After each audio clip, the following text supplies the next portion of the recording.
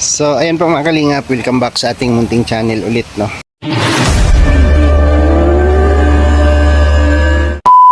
So dito na naman tayo ulit sa lupa ni Dudong. So nandiyan po yung kubo, napakagandang kubo. So pag-isipan natin kung saan natin ililinya yung avocado, no. Pero yung durian, mas maganda sana yan kung marami tayong mga puno. Mula doon sa baba pupunuin natin ng durian, yung mga gilid ng sapa. Yun sana ang dabis doon. Pero dahil 5 piraso lang yung natira, ay binigay ko isang puno kay Tatay Risa. Doon sa baba, doon sa parting doon sa baba, para pag lumaki siya, pantay siya dito sa kubo. Yan o, pantay siya dito sa kubo. So dito natin itatanim yung avocado sa baba lang ng kubo. Una, yan na. I'm going home. Kami lagay dyan? Ha? Pababa.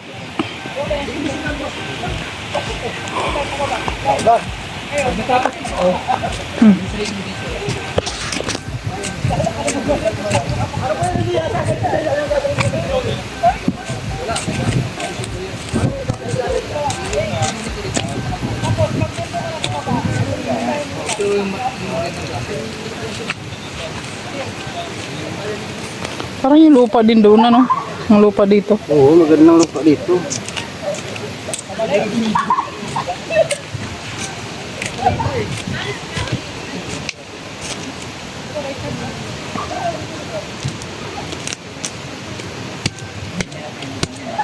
Sa susunod na lang. Yugat.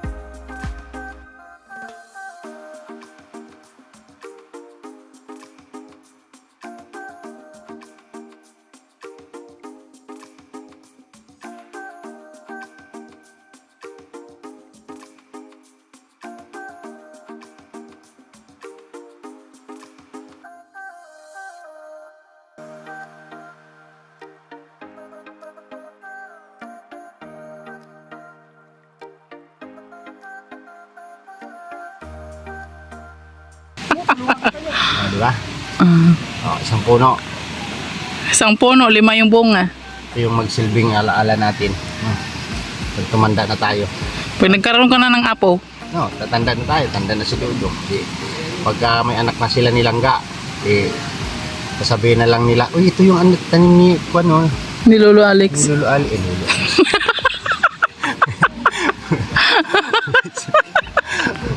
Eh, siyempre, pag nagkaanak sila, di lolo ka.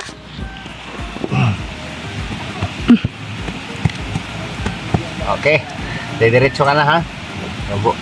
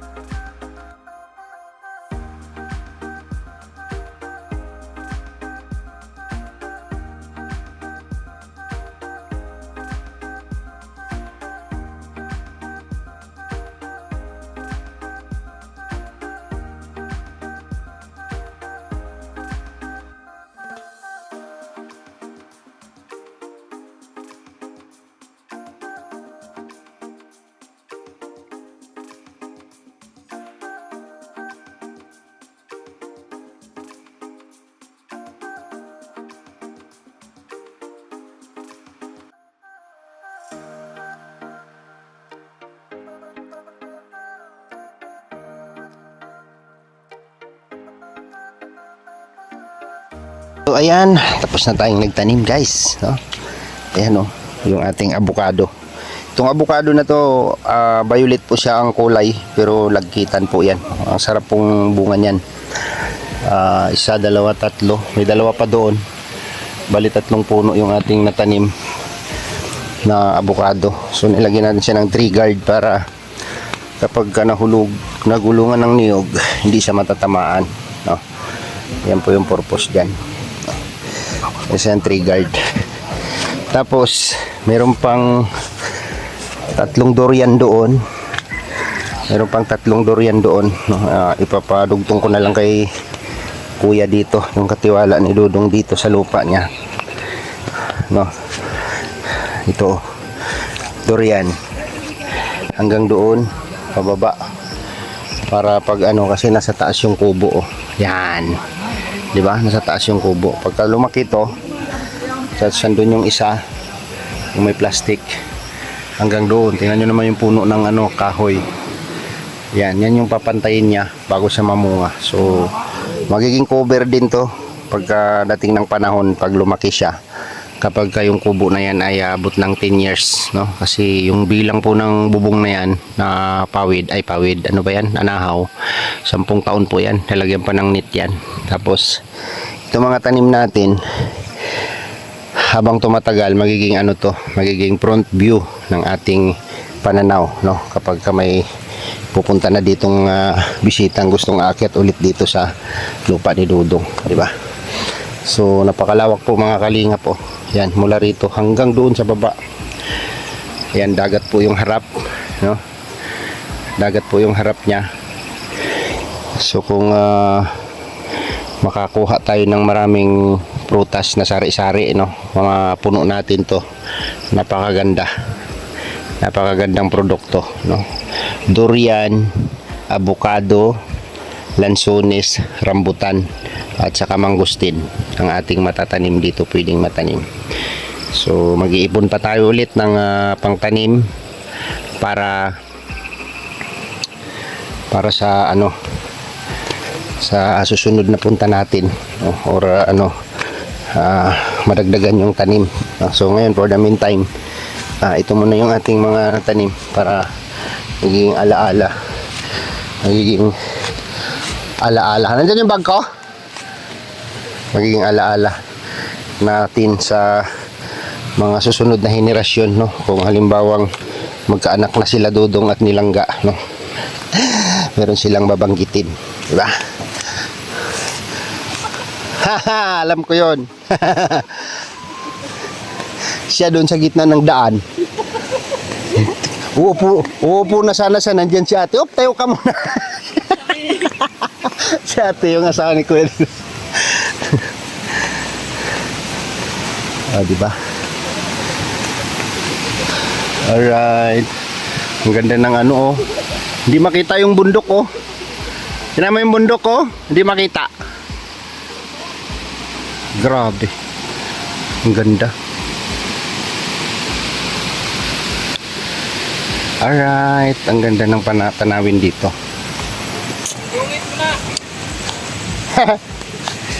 Oh, di ba? Ganun. Ngayon dapat pag mga farmers, di ba? Shout out sa mga farmers natin diyan, no? Ating mga kababayang magsasaka. Salute sa inyong lahat, no? Kalawak pa po dito. Dami pang pwedeng taniman, no? Intercrop dito sa niyog. Maraming pwedeng itanim. To, naririnig niyo po yung hagusgus ng tubig sa sapa. Ayan, no? Nakaraan, malinis to. Yung balak nating taniman sana ng mais noon, at hindi na natin nagawa dahil sa sobrang busy natin. Ayan, madamo na siya ulit, oh. Yung sa baba na yan, diba? So pag napuno ng prutas to, napakagandang produkto dito sa lupa ni Dudong. Tapos dun sa taas may palayan doon, diba? Napakaganda. So ayan mga kalingap, hanggang dito na lang muna yung ating vlog. At maraming salamat po sa inyong pagsama at patuloy na suporta po sa aming mga upload video mga kalingap. Thank you po and God bless po sa ating lahat. Sa mga minamahal naming mga viewers, maraming salamat po sa inyo.